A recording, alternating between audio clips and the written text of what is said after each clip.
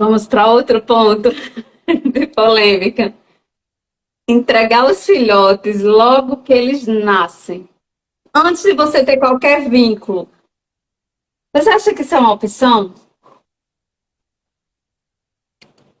Eu não acho que isso seja uma opção por tudo que a gente já falou aqui agora.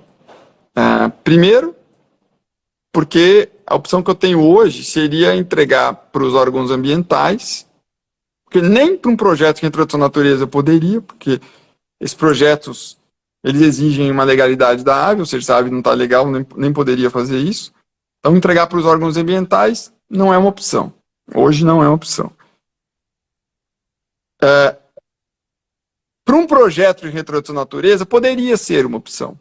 Mas nós não temos projetos de reintrodução à natureza com uma super eficiência. E digo com muita tranquilidade sobre isso, eu vou apanhar de muita gente que diz que tem projetos de reintrodução à natureza muito eficientes, mas os números não estão ali. Eu sou chato para burro com números, para que me provem os números. E os números são caóticos de projetos de reintrodução à natureza. E eles são fáceis de serem discutidos porque são caóticos. Porque para uma ave estar vivendo num ambiente hostil, e a natureza é um ambiente hostil, ela tem que aprender a viver nesse ambiente hostil. E o que significa viver nesse ambiente hostil? Significa ela saber procurar comida, significa ela ter uma capacidade de navegação importante para ela se localizar no cenário que ela vai estar vivendo, significa que ela precisa ter preparo físico para poder estar vivendo nesse ambiente hostil, para ela conseguir fugir de predador, para ela conseguir se virar, para ela não ficar, não dar na cara do predador que ela não aguenta voar daqui e ali, o predador pega ela em 2 minutos. E esses projetos de natureza, nenhum deles faz isso. Não fazem esse tipo de preparação.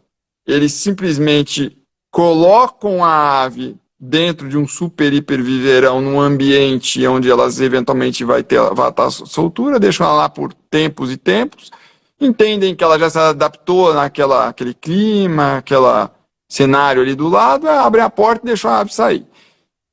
Claro que é um pouco mais complexo que isso, mas não é muito mais complexo do que isso. E a gente tem reporte, não só de Brasil, mas reporte de fora, de casos assim. Foram soltas 100 aves, caso americano, inclusive.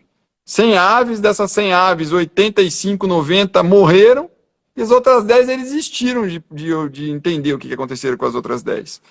Então, nem números de sucesso existe. E aí, eu te digo, com muita, muita certeza, uma das poucas oportunidades que a gente tem de fazer processo de reintrodução à natureza eficiente é utilizando as técnicas de voo livre.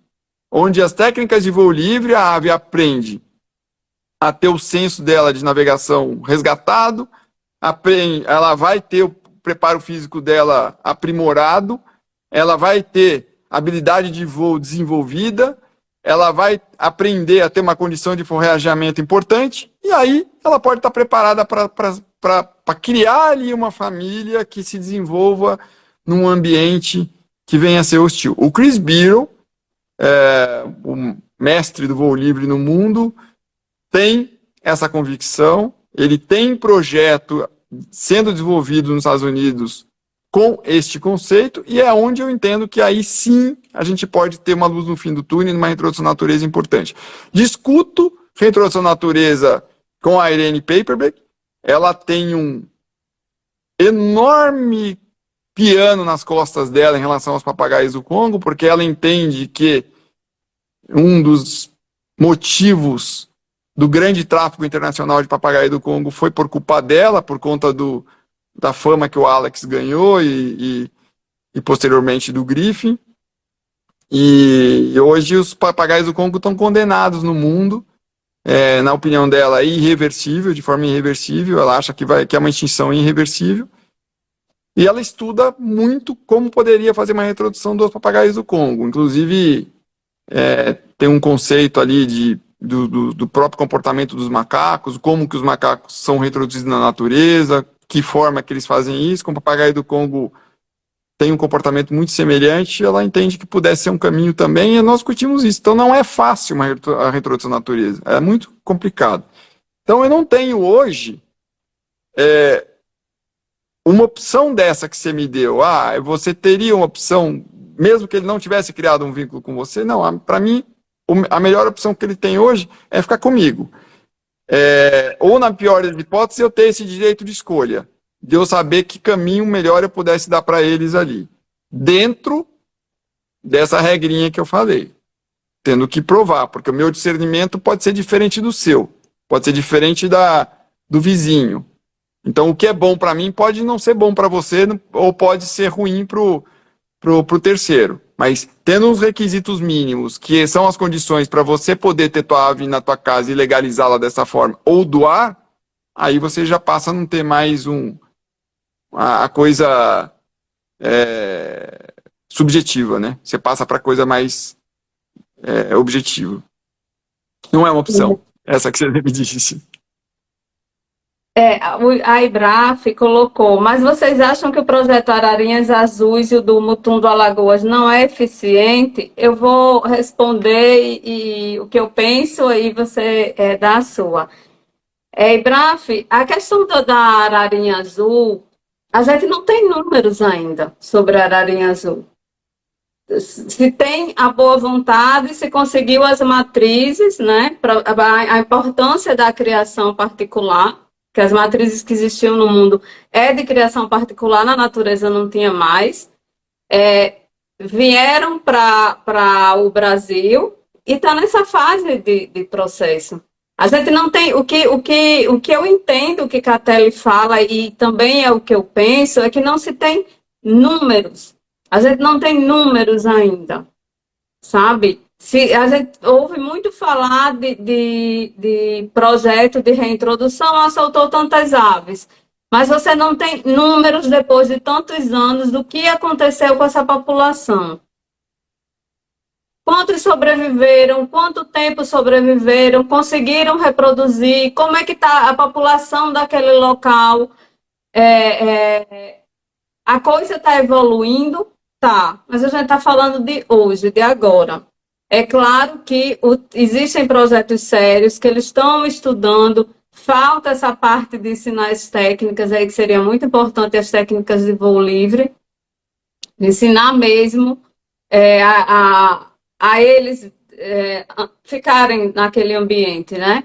Mas, enfim, eu não tenho segurança, 100%, mas no momento que a gente fala isso, a gente não está desabonando os projetos que existem hoje. Toda iniciativa é extremamente importante, mas a gente está aqui falando como cidadão também. Como cidadã, o que eu peço é saber de números, não só, a gente só vê quanto foi solto tantos na natureza, certo? Quantos estão vivos depois de tanto tempo? Não, como cidadão não tem essa resposta.